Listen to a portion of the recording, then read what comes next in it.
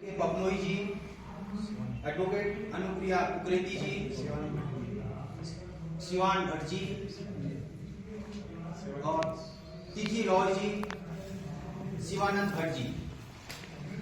और हमारे साथ में हमारे उत्तराखंड उपनल संविदा कर्मचारी संगठन के प्रदेश अध्यक्ष श्री दिनेश शर्मा जी, महामंत्री श्री प्रमोद गोसाई जी, उपाध्यक्ष श्री पूरन भट्ट जी, प्रवक्ता मनोज गलकोटी जी, संरक्षक गणेश गोस्वामी जी, सलाहकार मैं स्वयं, सदस्य विनोद बिष्ट जी, देवेंद्र नतुड़ी जी, योगेश भाटिया जी, प्रदीप सनवाल जी, राकेश जोशी जी, अनिल जी व यहाँ पर उपस्थित हमारे समस्त प्रिंट मीडिया, इलेक्ट्रॉनिक मीडिया के पत्रकार बंधुओं का मैं हार्दिक स्वागत एवं अभिनंदन करता हूँ।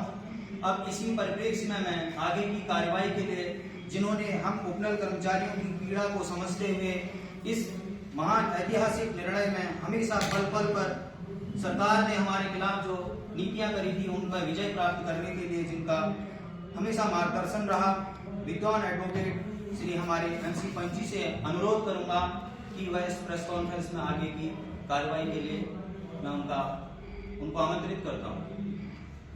धन्यवाद जोशी जी। मैं बैठ के संबोधन कर रहा हूँ।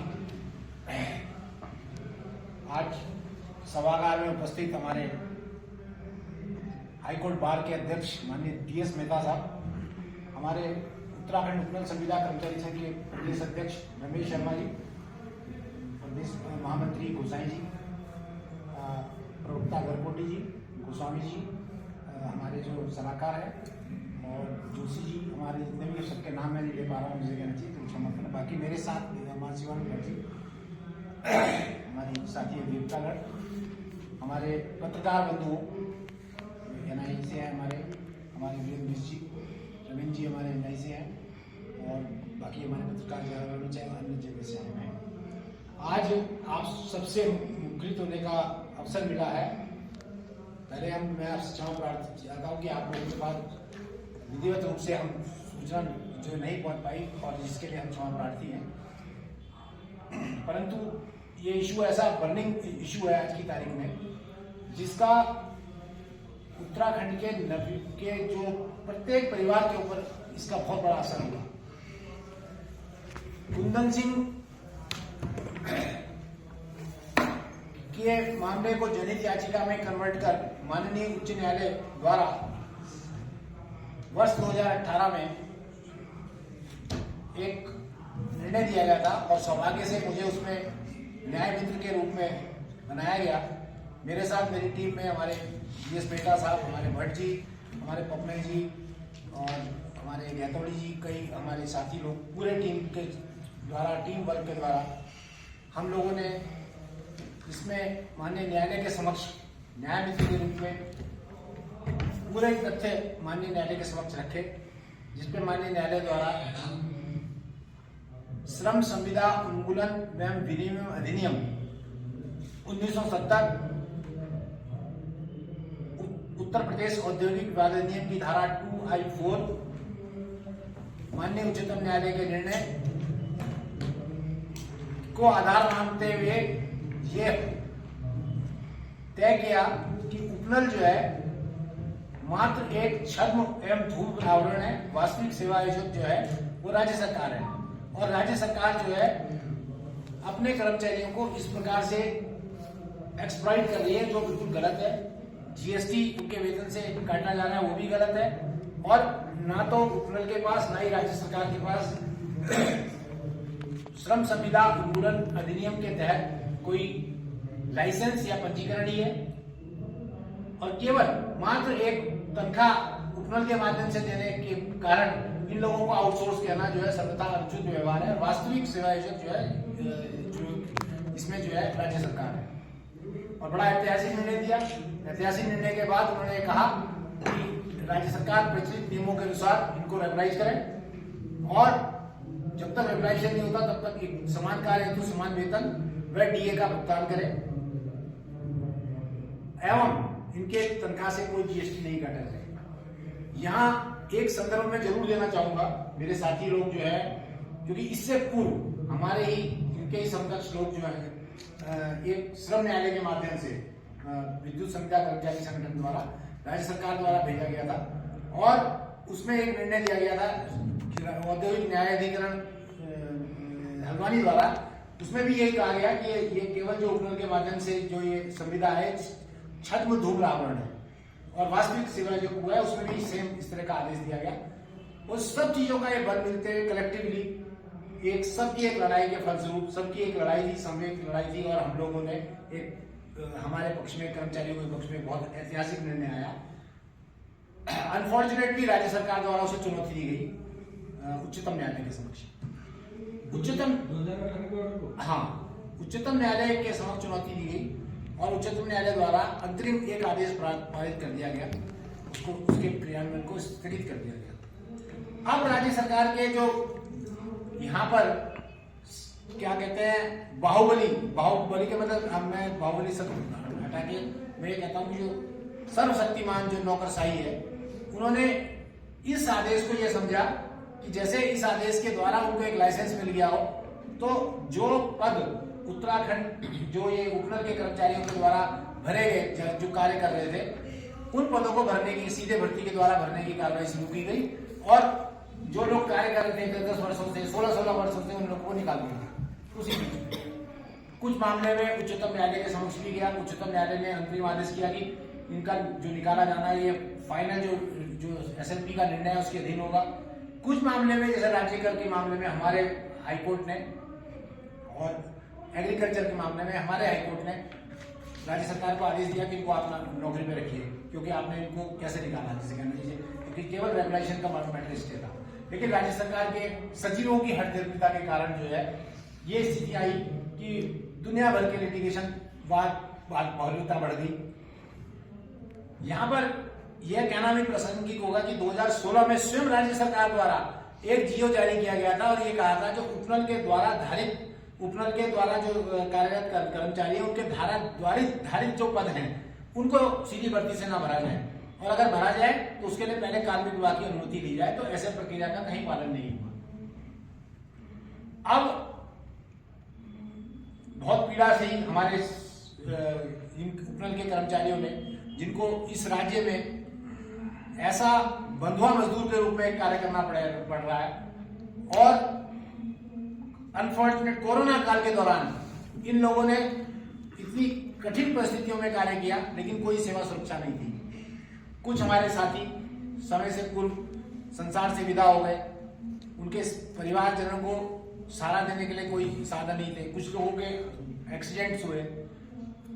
अब अल्टीमेटली एक निर्णय आया, उच्चतम न्यायालय का निर्णय आया, वो एक आशाहीकरण जगी, और उच्चतम न्यायालय ने जो शब्द कहे, माननीय जो उच्चतम न्यायालय के न्यायाधीशों ने, उन्होंने राज्य सरकार के जो अधिवक्ता थे उनको ये कहा कि ये मत भूलो कि ये कोर्ट जो है कॉमन मैन की कोर्ट है। ये बड़ा मैसेज था राज्य सरकार के लिए, और हमें आशा थी कि इसके बाद ये राज्य सरकार जो है चेतेगी। लेकिन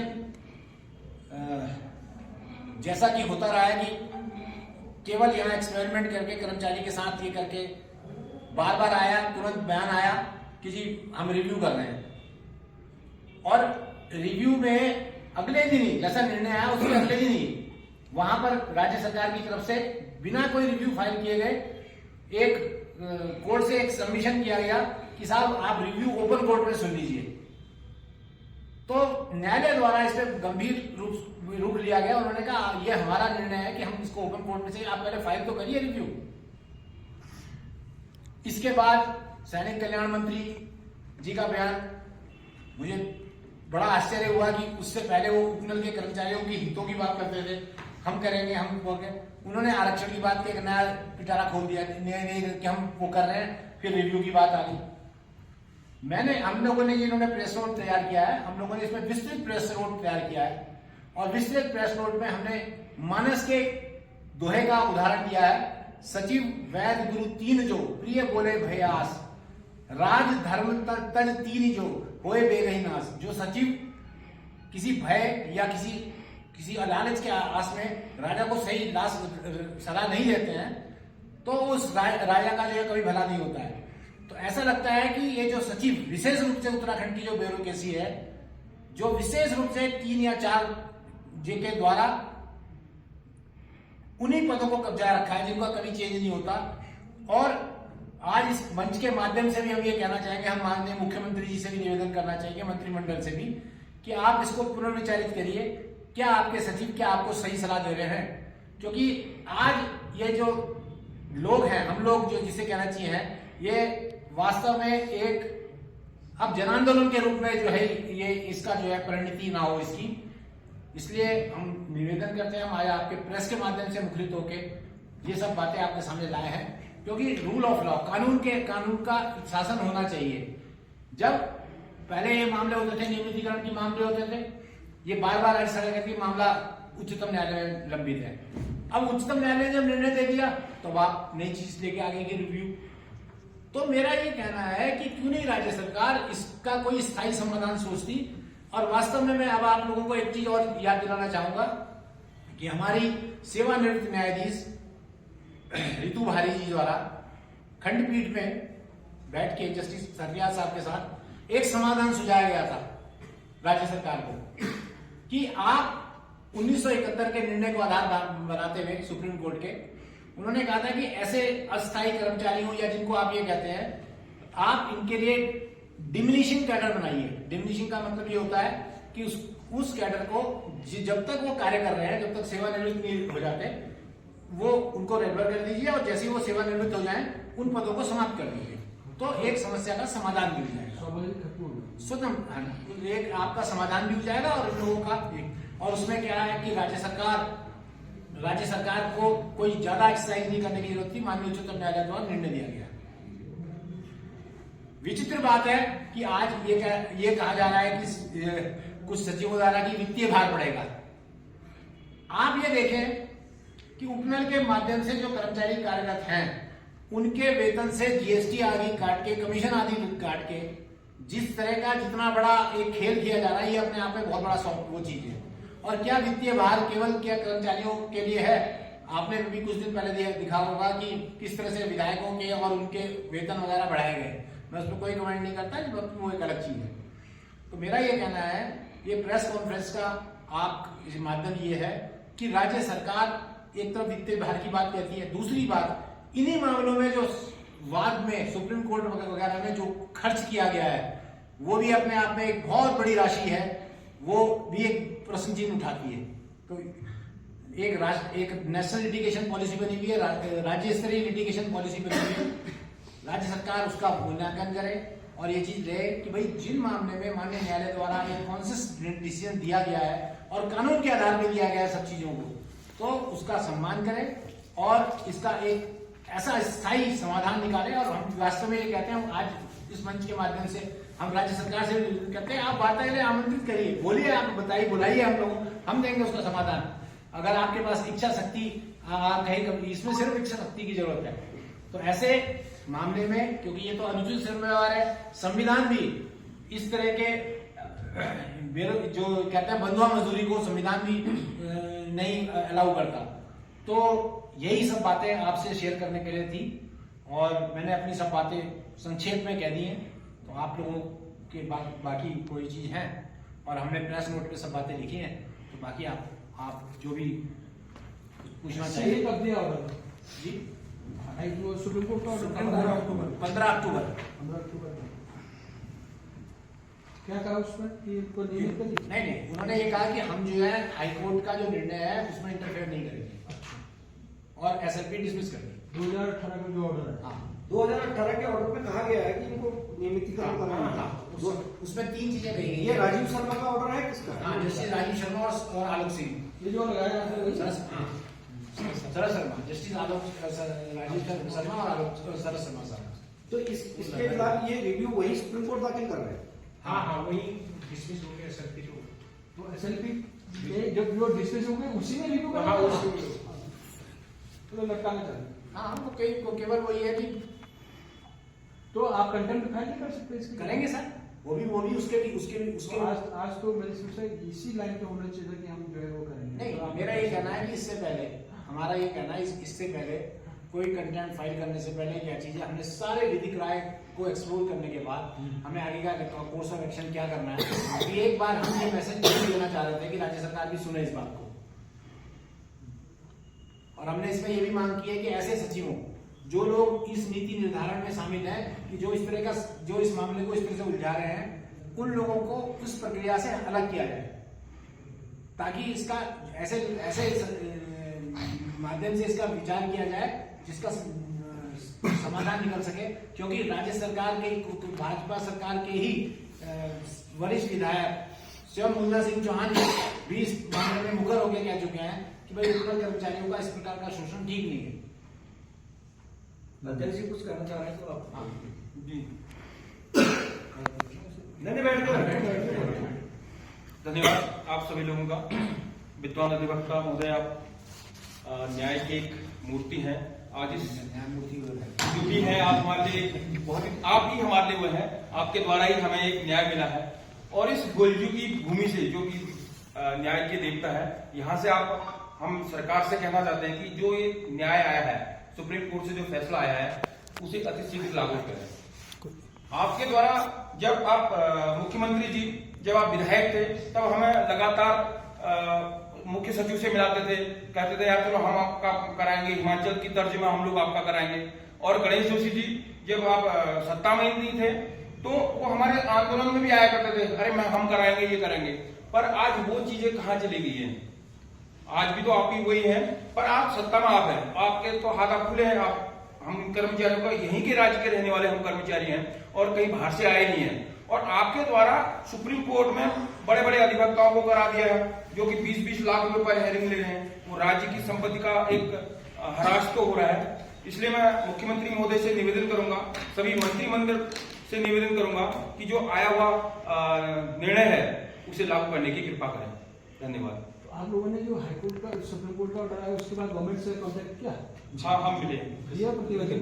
मिलने का समय नहीं दिया गया हमने बहुत कोशिश की, उनके जो मिलाते हैं PRO, लेकिन हमें समय नहीं मिला। हम ये भी चाहते हैं कि हमें समय दें, हम अपनी जो भी टीम है, अपनी लीगल टीम के साथ एक बार टेबल टॉक करें सरकार से। पूर्व में हम मिले हैं विधायक लालकुआं के विधायक मोहन मिश्री के साथ, हम गए थे, हमारा प्रतिनिधिमंडल। हमने माननीय मुख्यमंत्री जी के सामने ये रखी। हमने कहा आपने जब सरकारी वकील थे तो आपने प्राइवेट वकीलों को हमारे सामने खड़ा किया। सरकार को सरकारी वकीलों पर भरोसा नहीं था, आपने 20 लाख 15 लाख के वकील खड़ा करके हमसे मतलब सरकार काहे उलझ रही है कि एक हम बदवा। हमने 15 साल 20 साल उन पदों में काम किया है जिनमें नियमित कर्मचारी कर रहा है, उन्हीं वो 1 लाख का वेतनमान ले रहा है, हम 8,400 से अभी 16,000 15 साल में ले रहे हैं। तो जब हम काम कर रहे हैं, वही काम कर रहे हैं, योग्यता वही है, तो सरकार को बड़ा दिल दिखाना चाहिए। और हमारे ऊपर जो हमने काम किया है उसका गोल्डन जो हमने पीरियड दे रखा है सरकार को, उसका हमें अब सरकार को लाभ लेना चाहिए, हमारे अनुभव का लाभ लेना चाहिए और नियमित करना चाहिए। अच्छा, एक चीज में रह गई थी इसमें, आपको ये बहुत बड़ा विचित्र, एक टोटल कितने संविदा कर्मचारी कितने हो?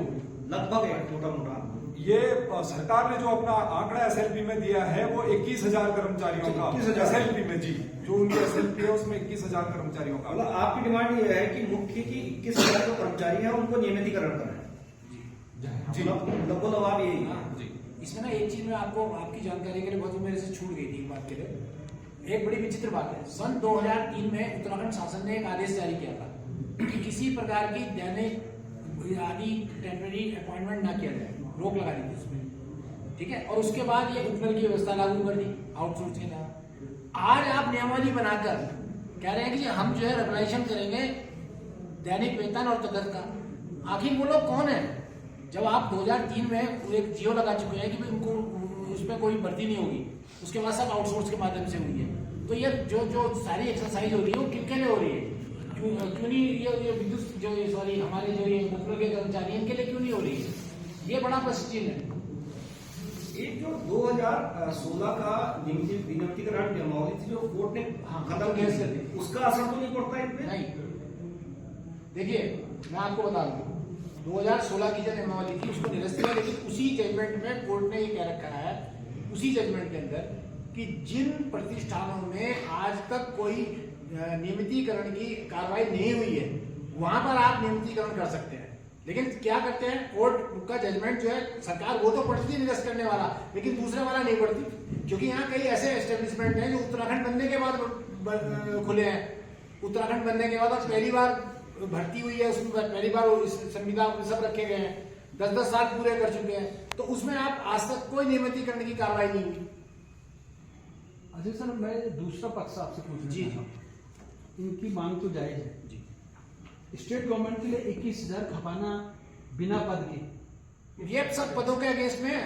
ये पदों के अगेंस्ट, हाँ, एसएलपी में जो उन्होंने डाटा दिए हैं उसमें लिखा है कि ये सब लोग जो है पदों के अगेंस्ट सापेक्ष काम कर रहे हैं।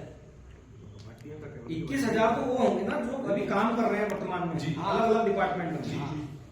और उसमें डाटा दिया है कि ये लोग सब पदों के सापेक्ष काम कर रहे हैं। अब क्या है कि 10 साल 12 साल काम करने के बाद आप उन्हीं पदों को विज्ञापित करके बढ़ते हैं कि जी नए से करें। अब ये तो ओवरेज हो गए सारे लोग, अब ये इनको बाहर कर दे रहे हैं। गवर्नमेंट के पास एक अच्छा मौका भी है। अच्छा मौका था। और आज जो है राज्य सरकार 9 नवंबर को 25 साल हमारे स्टार्ट होगा, तो एक तोहफा था, एक लोगों का भी कंसीडर करती, एक नया चैप्टर शुरू करती। वित्तीय भाग वाली बात तो खत्म हो जाती है। खत्म हो जाती है। जब आप उनके अगेंस्ट जब परमानेंट सैंक्शन पोस्ट है उसके अगेंस्ट नहीं भर्तियां करना चाह रहे हैं और उनको रेगुलाइज नहीं कर रहे हैं, सरकार का एक मतलब ही नहीं हुआ ना। इनको करेंगे, वित्तीय भाग और तो डिपार्टमेंट को बहुत जगह काम कर रहे हैं ना।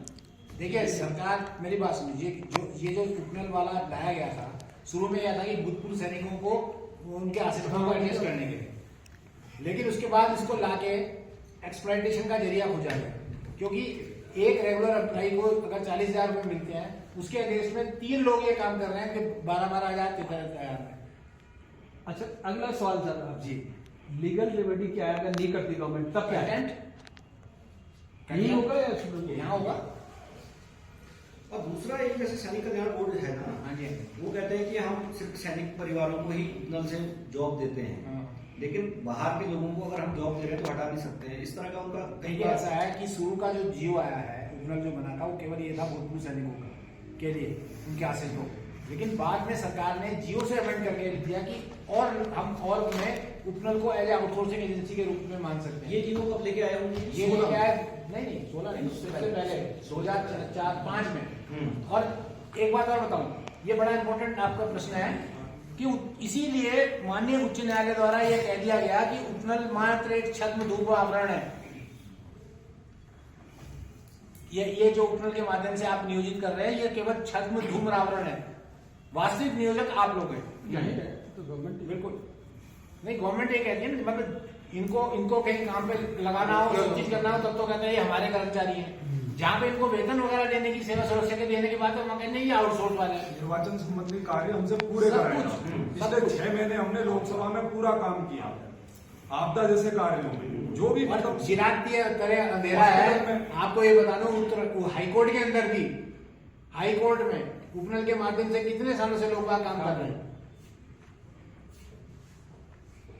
सर ये 2018 वाला और जो अभी तत्कालिक सुप्रीम कोर्ट वाला जो ऑर्डर है ना, थोड़ा सा बहुत ही छोटे संक्षेप में मुझे बता दीजिए। 2018 में माननीय उच्च न्यायालय द्वारा कुंदन सिंह के पत्र को पीआई मानते हुए एंटरटेन करते हुए ये न्यायालय नियुक्त किया गया था। उसमें ये उन्होंने होल्ड किया उपनल के माध्यम से, उपनल के माध्यम से नियोजन जो है मात्र छद्म धूम्र आवरण है, वास्तविक सेवा जो है राज्य सरकार है, और वो इनको जो है स्कीम बना के रेगुलाइज करें, और जब तक रेगुलाइज नहीं होता तब तक मिनिमम पे स्केल और डीए दे, और तीसरा उनके वेतन से कोई जीएसटी नहीं काटी जाए।